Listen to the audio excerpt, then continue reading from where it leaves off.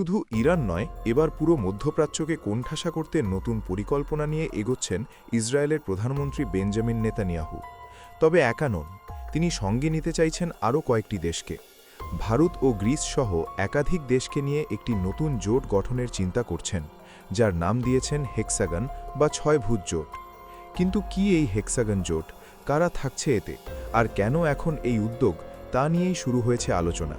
Netanyahu মধ্যপ্রাচ্যকে কার্যত দুই ভাগে বিভক্ত করে দেখাচ্ছেন। তার ভাষায় একদিকে রয়েছে শিয়া অক্ষ, অন্যদিকে উদীয়মান সুন্নি অক্ষ। তিনি দাবি করছেন এই দুই কট্টরপন্থী শক্তির মোকাবিলায় ইসরায়েল, ভারত, গ্রিস ও সাইপ্রাস মিলে একটি 6 কোণ বিশিষ্ট শক্তিশালী জোট গড়ে তুলতে চায়। পাশাপাশি তিনি ইঙ্গিত দিয়েছেন আরও কিছু নাম প্রকাশে অনিচ্ছুক আরব, আফ্রিকান ও এশীয় রাষ্ট্রের অংশগ্রহণের ব্যাপারে। শিয়া অক্ষ বলতে তিনি মূলত অ্যাক্সেস অফ রেজিস্ট্যান্সকে বোঝাচ্ছেন, যা ইরান সমর্থিত একটি জোট। এর মধ্যে রয়েছে লেবাননের হিজবুল্লাহ, ইয়েমেনের হুথিস সহ আরও কয়েকটি গোষ্ঠী। তবে নেতানিয়াহু যে কট্টর সুন্নি অক্ষের কথা বলছেন, বিশ্লেষকদের অনেকেই সেই ব্যাখ্যাকে মানতে নারাজ। তাদের মতে ২০২৫ সালে ইসরায়েল ফিলিস্তিন, ইরান, লেবানন, সিরিয়া ও ইয়েমেন সহ অন্তত 6টি দেশে মারণ অভিযান চালিয়েছে। এমনকি মিশর, তুরস্ক ও সৌদি আরবকেও হুমকি দেওয়ার অভিযোগ উঠেছে। ফলে সুন্নি প্রধান দেশগুলো আদর্শিক কারণে নয়, বরং ইসরায়েলের আগ্রাসন ঠেকাতে কৌশলগত প্রয়োজনে একে অপরের কাছাকাছি এসেছে। এই প্রস্তাবিত জোটের বড় বাধা আন্তর্জাতিক আইন। গ্রিস ও সাইপ্রাস উভয়েই ইন্টারন্যাশনাল ক্রিমিনাল কোর্টের সদস্য। গাজায় যুদ্ধাপরাধের অভিযোগে নেতানিয়াহুর বিরুদ্ধে আইসিসির গ্রেপ্তারি পরোয়ানা রয়েছে। অর্থাৎ তিনি যদি এসব দেশে সফর করেন, আইনগতভাবে তাকে আটক করার বাধ্যবাধকতা তৈরি হতে পারে। এখানেই হেক্সাগন জোটের বাস্তবতা নিয়ে প্রশ্ন উঠছে।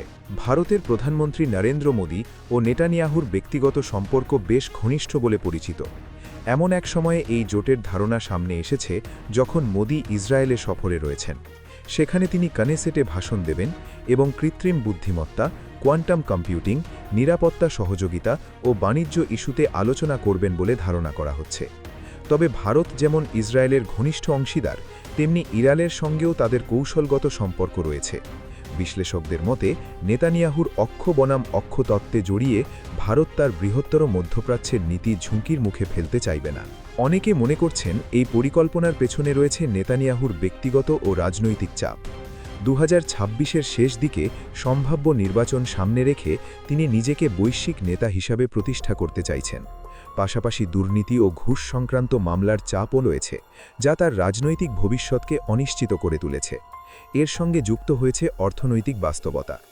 ২০২৩ সাল থেকে চলমান যুদ্ধ পরিস্থিতির কারণে ইসরায়েলের অর্থনীতি চাপে রয়েছে, বিদেশি বিনিয়োগও কমেছে।